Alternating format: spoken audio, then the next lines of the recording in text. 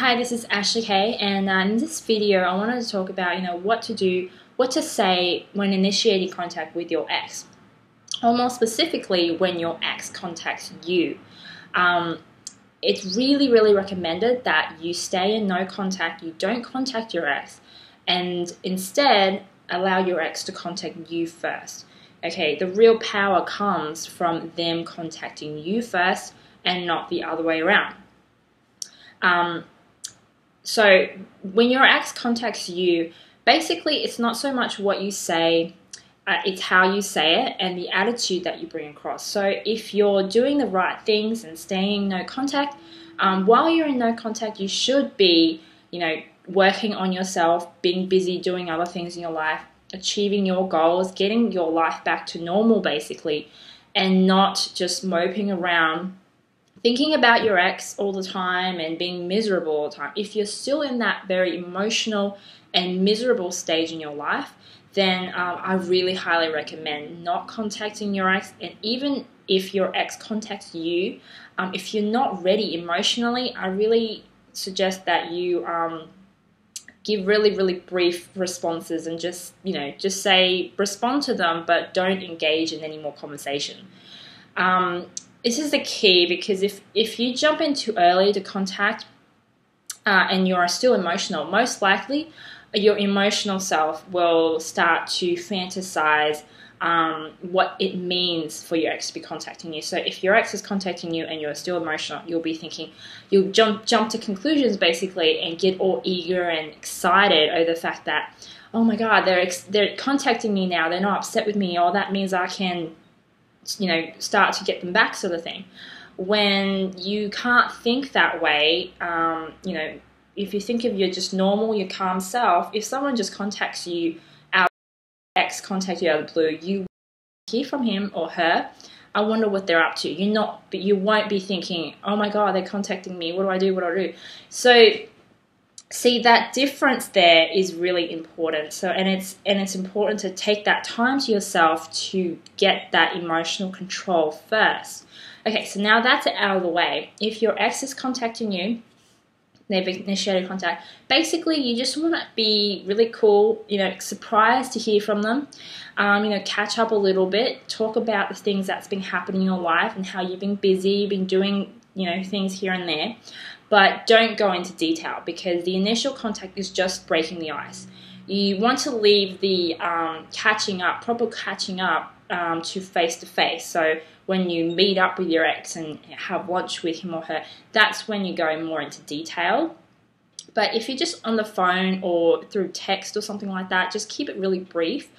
Just keep the impression that you've been doing well and you're surprised to hear from them, and maybe hint at the fact that you've wanted to catch up with them, and you should catch up, but you've been so busy you haven't had time, and that maybe you should do it in the future. But the key thing here is not to make immediate plans on the initial contact, because if you instantly make plans too soon on the first contact, then it might give the impression that you've been waiting for it. So you've been waiting for them to contact you and then to ask them out on a date, whatever. So you want to make it look like you may be thinking about it, but it's not constantly on your mind, and that it's still in the future, it's still possible in the future to catch up again.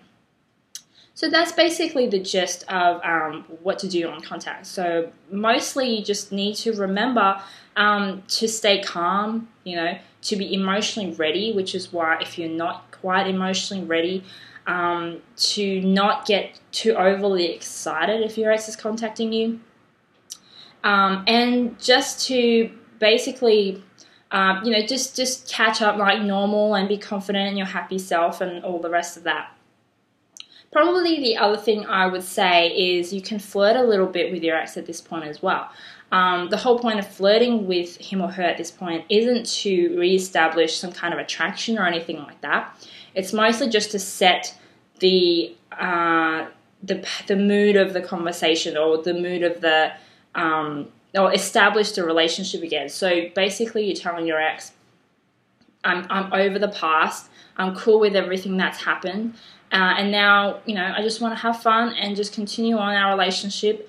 but in a new way. So by flirting with them, you're letting them know that everything is kind of okay now, like it used to be, and not so much being all serious and tense and nervous, because most likely your ex probably will be feeling a bit nervous about contacting you, or a bit unsure how you would react, especially if you've been emotional in the past. So they'll be a bit unsure. So if you are flirty, then you're kind of like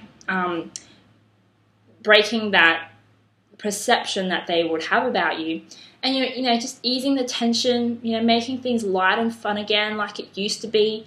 And it tells your ex subconsciously that you're okay now, you're a cool, fun person again, and it's all good. So therefore, they won't have any problems with catching up with you again in the future, which is the most important thing when it comes to that initial contact. But because mostly they're probably testing you to see how you are, what level of control, like what level you're at with the breakup or anything like that. So just be, show them that you are good and that you've passed that test and that you're ready for the next step. So I hope this video has helped you. I will say, if you want to get more information on how to get your ex back and more of my tips and advice on handling your breakup, no contact and all of that, I suggest you go to my website in the description below, and you'll get more information there. So I'll talk to you soon.